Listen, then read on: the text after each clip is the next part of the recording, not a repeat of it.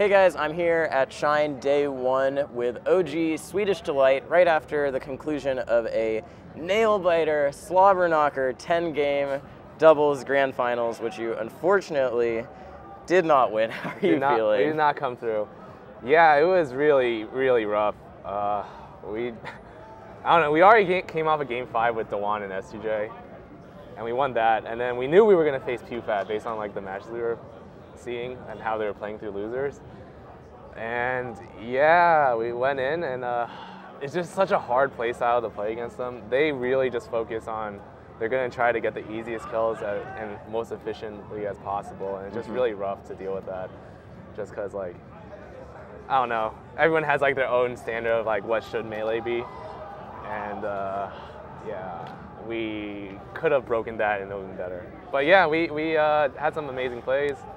Game 10, I can't be too mad about, especially since last year I never took a game off PewFat. Like last year, me and Plup, we teamed at Shine. We got 3-0'd. We lost to Kevin Toy 1v2. This time we won each time. It was 1v2 against him.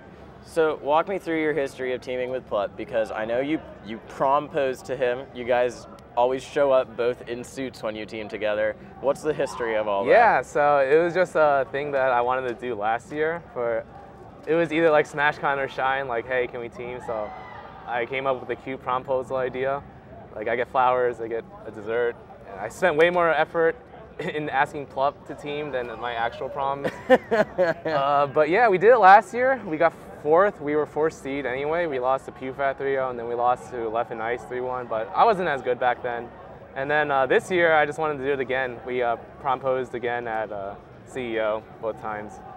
And this time, it was an easier teams bracket based on last year, but we were better and we were hoping to take it. But to be honest, we did not prepare as much as the other teams. So, like, looking back at it, we definitely were not going to win based on like the amount of effort we put in before the tournament, which, I don't know. We could talk about talent or whatever, but they did put in more effort. How do you decide on the outfits? Do you always do yellow? So no, last year we did light blue. Right, that's what I thought. Yeah, and I don't know why we came up with light blue last time. I think it's just the color we came up with. And then I asked a friend this time, Anna from LA, and she said yellow's great. And I'm like, all right, let's do yellow. And then I was thinking like, oh, should we do ties or bow ties? That's always a question for prom. And I never did bow ties before. And then Anna was also just like, yeah, just do bow ties. I'm like, all right, there we go. That's the easy decision, and it was cool because I had one friend that knows how to tie bow ties. So if I didn't have that, I would just worn a regular tie. For example, Plup brought his regular tie first, and he's like, "Oh, we got it. All right, yeah, we have someone to help us." That's sick. That's our friend Calvin from New Jersey. Cool. But you and Plup are not a static team, and you don't really have an extremely static teammate. Why is that, and who are you looking at to be your teammate? Right, yeah, it's just like my team's history has been weird. I think my first like real amazing teams performance was a Slox at Genesis 3, where we got 3rd place. We double eliminated HBox Axe, and we were doing a lot of static teams together then, especially with the first Fuse event. And yeah, and then me and Slox just took a step back from each other, I guess, and just tried new things. I was teaming with Mike Hayes for the 2nd Fuse event, and we actually started doing really well at the end, I think. From the beginning we came out, we got 4th place at SmashCon through a huge losers run, and then it was iffy, and then we like really learned how to do well together, and then we started taking some regional tournaments together, like Smash Valley. And after that, because of Fuse ending, it's just been like here and there, like whoever I could team with. Like I teamed with the Moon one time. Like for Full Bloom, we did that for 2 years. Then I like teaming with Ice a lot. We teamed at Gamo and we had a really good performance. We got 2nd to Plup Mewtwo King. Right, but he can't always make it over to the States for all the tournaments. Yeah, right? yeah. So I love teaming with a fellow Red Bull Ice. True. But it doesn't happen all the time because of Europe and US. Then I teamed with Wizzy a few times. It's always fun with Wizzy. Although he doesn't have melee doubles as a focus. He would like to. We teamed at DreamHack Winter in Sweden. We got 2nd place. We beat all the European teams, and we just lose to like Armada Android. Like, all right, that's fine. And we did all right at Smash and Splash and CEO. We could have done better, but we're still learning together.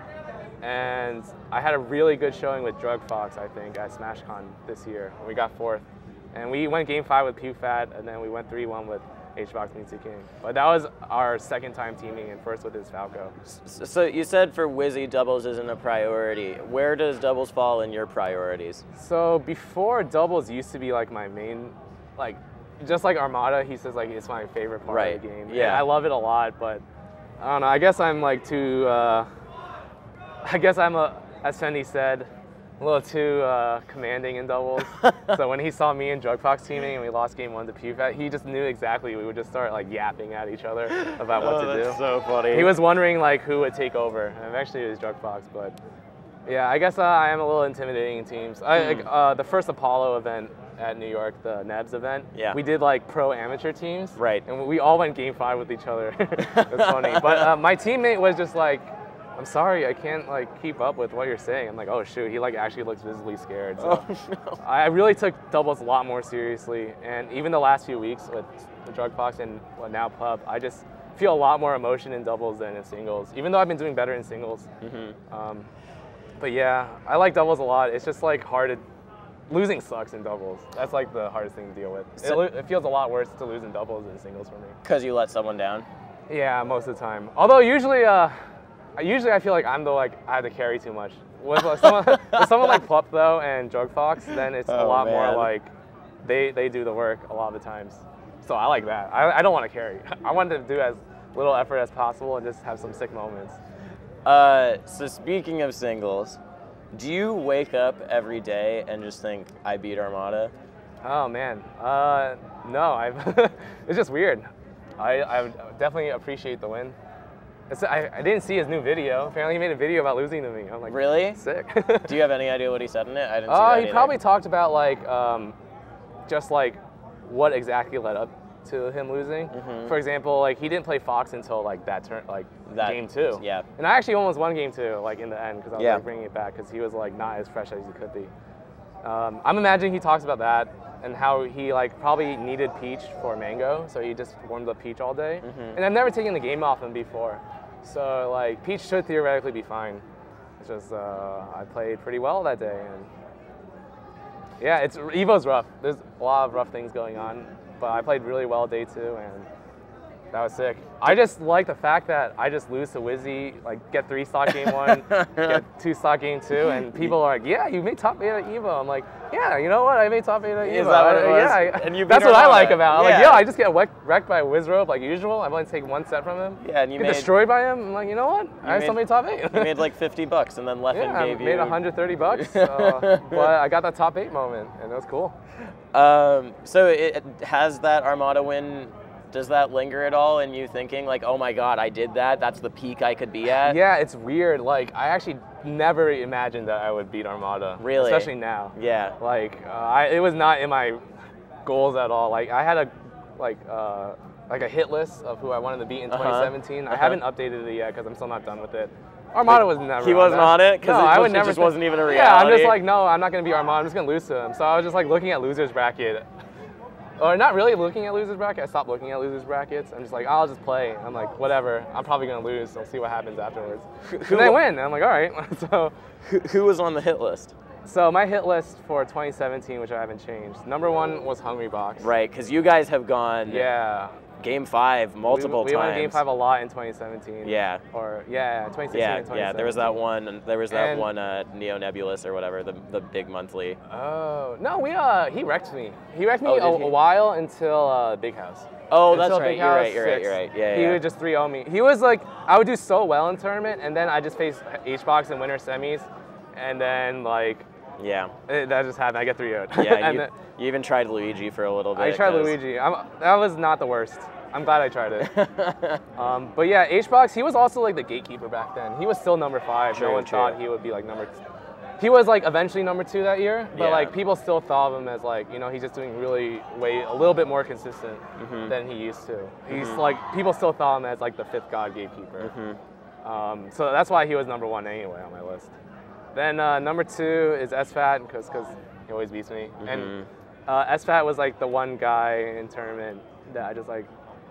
Big House was my first like real national that wasn't Evo because everyone went to Evo. Yeah. And I beat West, so that was sick. And then SFAT just destroys me. I'm like, all right, I want to beat SFAT. And then number 3 was Ice, because we always went game 5. We still always go game 5 last stock, and he always pops off on me. So I wanted to beat him. So I beat him at Full Bloom 3. It was game 5 last stock. Yeah. And then 4 was Chillin. He was like my first loss at Sheik. Right. So I always wanted to beat him. And then 5th is Cactuar, because he just always destroyed. He was the one guy that destroyed me when I had my first good win of Hacks, like as a real like Sheik main, I guess. Like when I beat Eggum, it didn't really count as much. Like he would have been on my hit list if I didn't beat him, but like, because that was just like a one-time thing. I still lost him after that. But yeah, it was a Cactuar, because even after that win, I just lost him all the time. So Cactuar is still there. So, and we talked about it at Evo. He's like, really? Yo, if we face each other, I know you want to beat me. I'm like, yeah, I really want to face you, so I can finally beat you. So it sounds like your history, would you say that your history motivates a lot of your motivations in Smash, that it controls a lot of your motivations in Smash? Yeah, I guess so. It's just like, that's still always been my goals. Like I need to do better against Fox for SFET, and I need to do better against Puff for HBox. I think, that never really thought of that, but it seems so. And same with doubles also. It's just like we keep on losing to PewFat. And then, has there been any stuff like that. Have there been any moments in this past year? I know you haven't updated your hit list yet, but any moments in this past year that you feel like have added to that history? Like I'm thinking for a while you were playing Kevin, and it was the same. Yeah, that's exactly what I was gonna say. Like if you were saying to update it, Kevin, like I actually had like a perfect record against Kevin, and then he goes Fox, and then what was the first time? Was it Full Bloom he went first time? Yeah, it was Full Bloom. Yeah, I wasn't ready. Like I was feeling like I had food poisoning that weekend, so that was my excuse. Yeah. But I like 3-0'd Axe still, so I wasn't playing that bad. And he just like beat me. And I was like, all right, this can't be, like this is just a fluke. Yeah. Then at Flat Iron, he just 3-1s me again. I'm like, I was just salty. I'm like, what's he doing that he's like beating me? And it was the same story both times, where he loses game 1 and then he switches. I really win game 1 hard. Then game 2, I just like barely lose, and he just destroys me. I'm like, what's happening? I'm like really salty. And then I lose again. I think, what was the next loss I had? I think I just get 3-0'd or 2-0'd or something. Yeah, but then you beat him at Evo. And then I beat him at Evo. I won 2-0 like pretty easily. Yeah. I was like, oh, sick.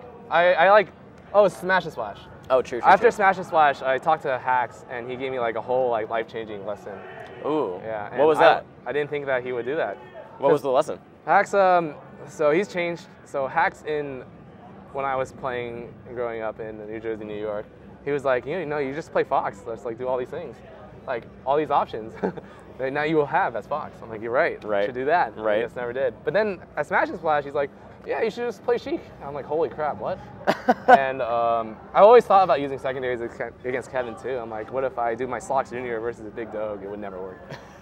Unless I like really trained it. And then, yeah, he told me a really good lesson. Like I just get tilted against Kevin. Like I think based on, actually I don't know if he could do it with more, but like, before like I even went into the game, especially at Smash and Splash, he beat me on the character select screen before that. It's just he came in way more ready than I was. Like I knew I would get tilted like eventually as the game went on, and I did. And he just started wrecking me really hard. So I talked to Hacks about it, and he's just the advice he gave me was just like, I can't have a preconceived notion about what it is to have fun with the game. Or like I'm getting tilted, but it doesn't matter about why you get tilted. You just have to accept what it is and have fun on your own, no matter how you play. So I had to find a way to have fun, like playing defensively and whatnot. And just like that mindset switch, it's like, it doesn't matter like how fun it could be, like based on like, aggro, flashy stuff. Because Kevin would be like super campy and then flashy on his combos, and people would love it. I'm like, damn it, it's like not interesting at all. It's just 0 to Destiny after camping for a minute. That's how I thought of it, and I just can't think of it like that. So, I just started developing ways to beat that.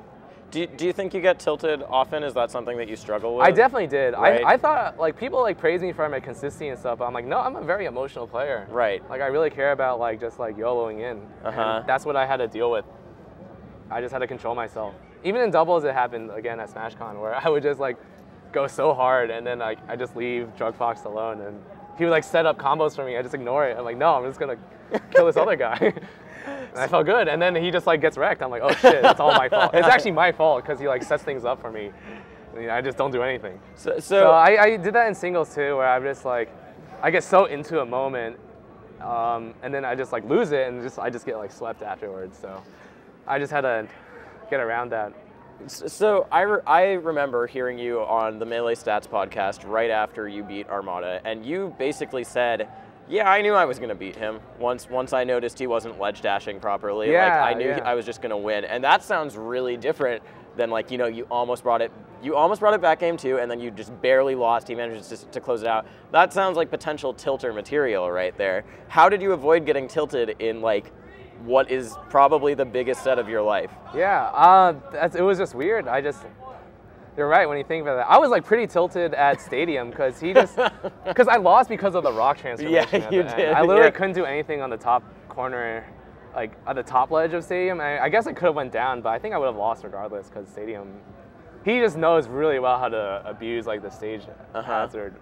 Like, holy crud, Armada is like, in that regard, he is very smart. Right. But then on Yoshi's, I felt like he was, he really tried to like, I guess abuse like Fox's like, I guess good characteristics too much. Yeah. And like only went for like some options that were like, oh, you know, this is the safest one. This will get the most damage eventually.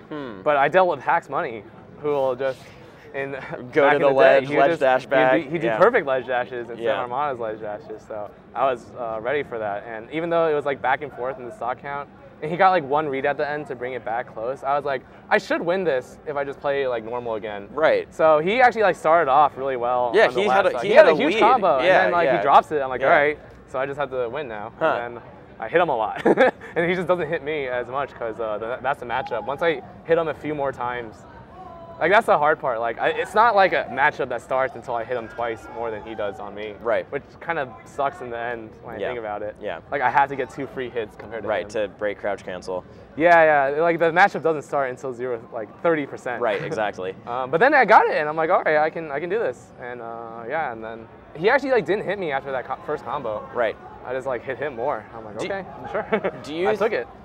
Do you think if it had been someone on your hit list, like if it had been HBox, you would have been able to keep the same solid mentality? Yeah, so a week after I played HBox at Smash Splash, we played Optic Arena, and I felt like I was very close, and the biggest change that happened was my mentality. I still lost 3-0, but I felt like that was more about like, I wasn't prepared for Optic Arena itself, which was really cold.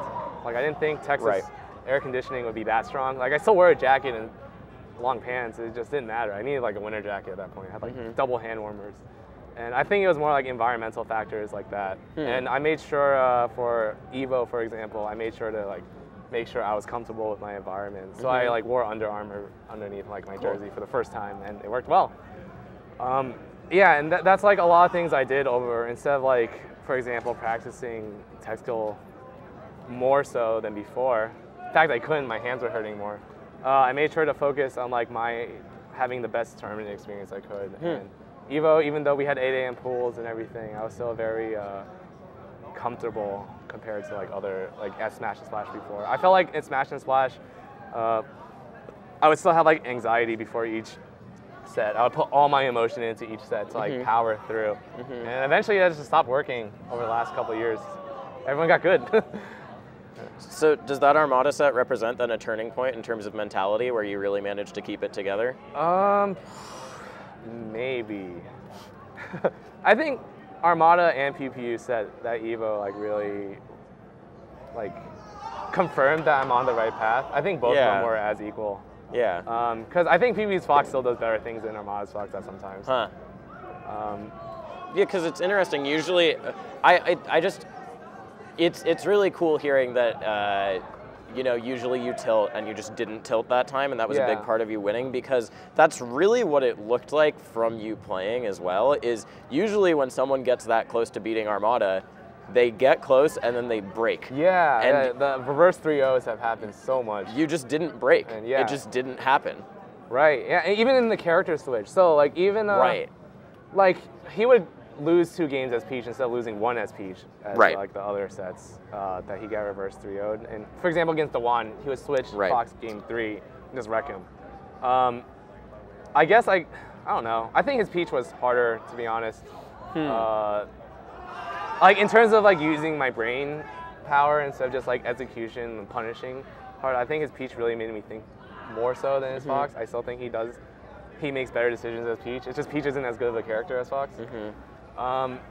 But yeah, like I didn't really tilt as much. I think another like turning point in that was when I faced Armada at DreamHack Winter, and I should have won game 2. I was so close, and I just make a tech error, 2 stocks to 1, and I just tilt, and I just lose my next stock immediately. And I felt like so depressed after that. And I was like, wow, I'm down 2-0 like usual, but why was that like much worse feeling than the last few times I get destroyed by Armada? So I think after that set, I don't think I've ever been so depressed losing a set that much before. Because I get 3-0, like, yeah, I know, I just lose. Yeah. They're a better player, it's Armada. Yeah. But after that, I think, in terms of just Armada, I knew like what to do. I'm just like, I can't just change up my play style. I just have to keep on going and grinding out. Because Armada wouldn't do that, and he wouldn't tilt and do anything different. True. And that's one of the reasons why I won, is because he just went for like the same safe things compared to just compared to before. He's like, this worked sometimes, let me keep on doing it. And I just made sure, like, let me not mess up my tech so I don't get caught by it this time. And yeah. You said that was the most depressed you've ever been after losing to him at DreamHack Winter, most depressed after a set. Yeah, it's weird. It was the middle of the set, and I felt more depressed losing that game than losing 3-0. It was weird. I can see why Mewtwo King pops off on game 2s and game 3s. Oh, now. true. Like, I actually felt it was the opposite of a Mewtwo King pop off. We're like, why is he popping off when he's up 2-1? Like, he's not over yet. But I actually like felt him at that point. Yeah. What did you feel when you beat Armada? Like, what? Because you just looked shocked at first.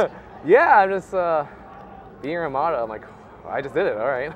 And now I'm just like, I'm going to lose to SFAT or Mango now. Probably SFAT. I thought I was going to lose to SFAT again. Oh, because SFAT was looking good. Yeah, he was. Yeah, he like 3-stocked Mango game 2. Yeah. And then Mango, I've always had problems with Falco. And I took a game off his Falco for once, so I was really happy about that. Yeah.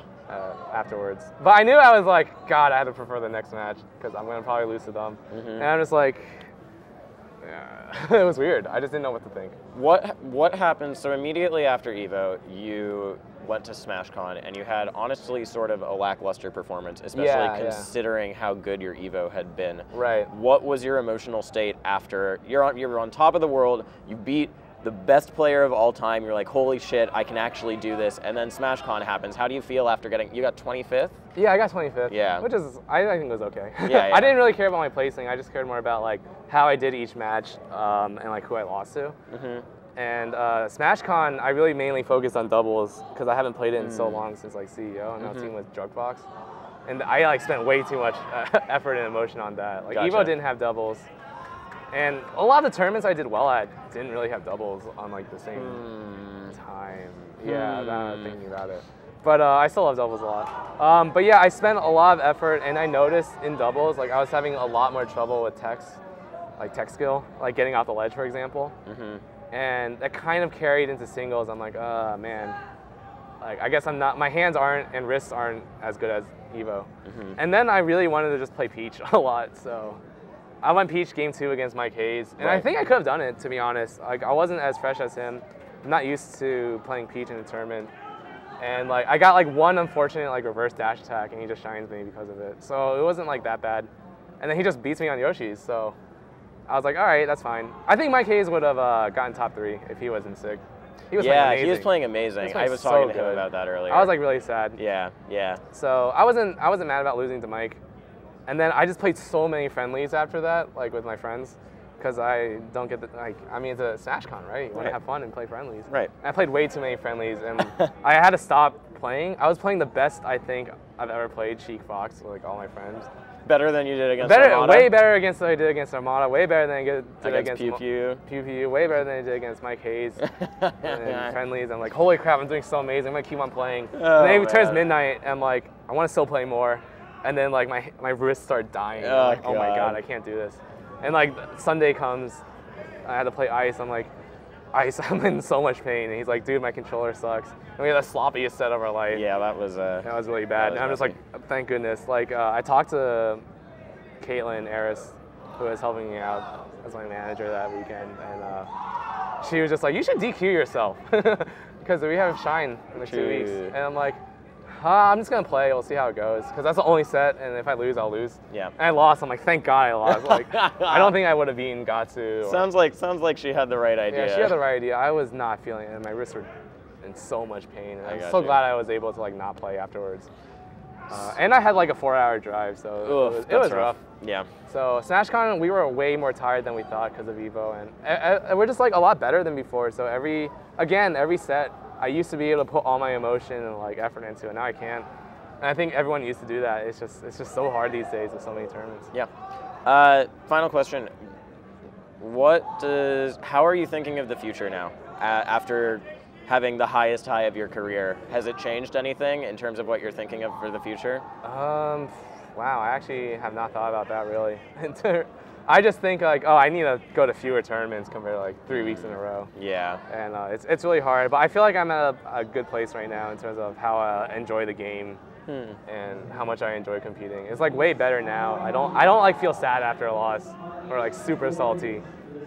That's good. Except doubles, but that'll come with time. And yeah, I just feel like Sheik is a good character, and I used to not think that as much, but now she's really good. So I'll just take it as it goes. And if I feel good while playing, I'll feel good. Yeah. And that's how I got my new mindset. Just like the game is fun, which I used to not think. I used to like dread playing any game, like match friendlies, tournament set, whatever. I was like, you know, this game is really hard, and I just try it really hard sometimes. But I've learned I like it, especially after that hacks talk. It's just like, I just gotta get that win and have fun with it no matter what. So. Well, hopefully that leads to some more upsets for you, like H-Box. I would love to see you beat H-Box. I've seen you come close so many times. Yeah, for sure. And I think you're one of the best in the world at that matchup. So yeah, hopefully it leads to that. Thanks so much, Zane. Yeah, for sure. And I'll just take it day by day. There's just so many tournaments now, and it's hard to try really hard at each one. Like we will. Like obviously we still hate losing. Right. And it's just harder these days than before. And any last words, any shout outs, anything you want to say before we finish up? Yeah, shout outs to, of course, my sponsor and team, OG, and Red Bull. Like, Red Bull has been amazing to Smash and FGC in general over the last year. Definitely shout outs to our very own Raging Cherry. He's been helping us out, especially at EVO. Like, half of the Red Bull athletes like got the top 8 in our respective games, I feel like. It wouldn't be like that without their support. My team, OG, was now in grand finals with International, and they just like their play style has also been affecting me. Really? They're also just like, you know, every game we gotta take and have fun with it, no matter what. Just have fun with the game we're playing. And they've been doing super awesome. Yeah. It looks a little bit BM sometimes, to be honest, but I think it's super funny on their perspective. Yeah, that's mainly it. Great, cool. Thanks so much for the interview. I really appreciate it. Thank you guys for watching. If you're interested in more Shine 2018 content, stay tuned to this channel. I'm going to be uploading more videos, more interviews throughout the weekend. And if you're interested in possibly supporting, getting extra benefits, check out my Patreon in the description below. Thanks, guys. I'll catch you later.